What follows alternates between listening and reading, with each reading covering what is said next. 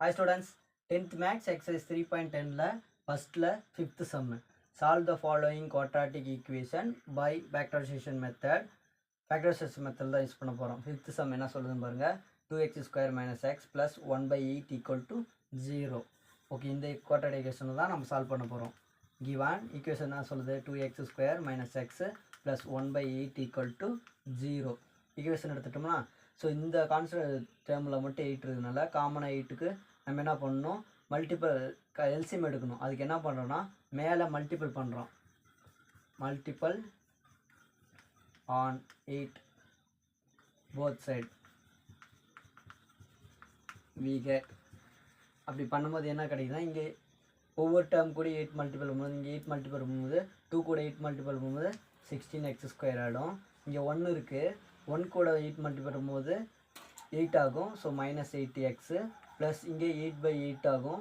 8/8ஓட value என்ன ஆகுது, எதையும் கேன்சல் பண்ணிட்டா 1. ஸோ ஆன்சர் 1 ஆகும். 0/8ங்கிறது 0 தான். ஸோ இப்போ இது ஒரு குவாட்ராடிக் ஈக்குவேஷன் கிடச்சிச்சா. ஸோ இதை நம்ம சால்வ் பண்ணால் போதும். இப்போ பாருங்கள், product of root sum of root பார்க்கணும். ப்ராடக்ட் ஆஃப் ரூட்டுங்கிறது இந்த கான்ஸ்டன்ட்டும் இந்த கோஎஃபிஷியன்ட் மல்டிபிள் ஆகணும். 1/16 16 ஆகிடுது.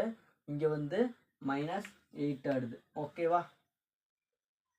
ஸோ ரெண்டு நம்பரை ப்ளஸ் பண்ணனா -8 வரணும், மல்டிபிள் பண்ணால் 16 வரும். அது ரெண்டு என்ன நம்பர்னு பார்க்கணும். ஓகேவா.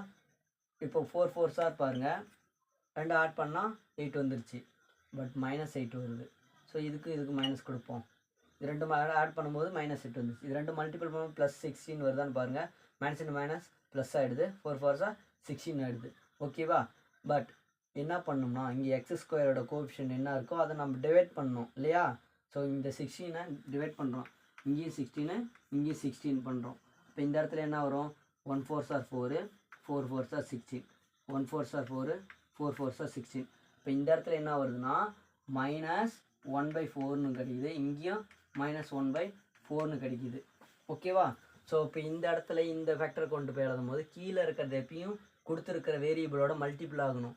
கீழே என்ன இருக்குது, 4. இப்போ 4x, இங்கே -1 இருக்கிறனால -1 இன்ட்டு இங்கே என்ன இருக்குது, 4x -1 ஈக்குவல் டு 0. ஓகேவா.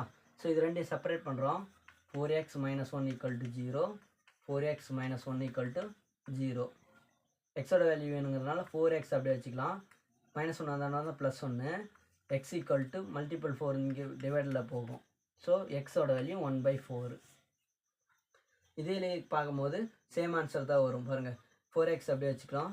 -1 வந்தப்பலாம் +1, எக்ஸ் மட்டும் வேணும்னா இந்த மல்டிபிள் 4 டிவைடில் ஆகும். ஸோ 1/4. ஓகேவா. ஸோ இப்போ ரூட்ஸ் ஆர்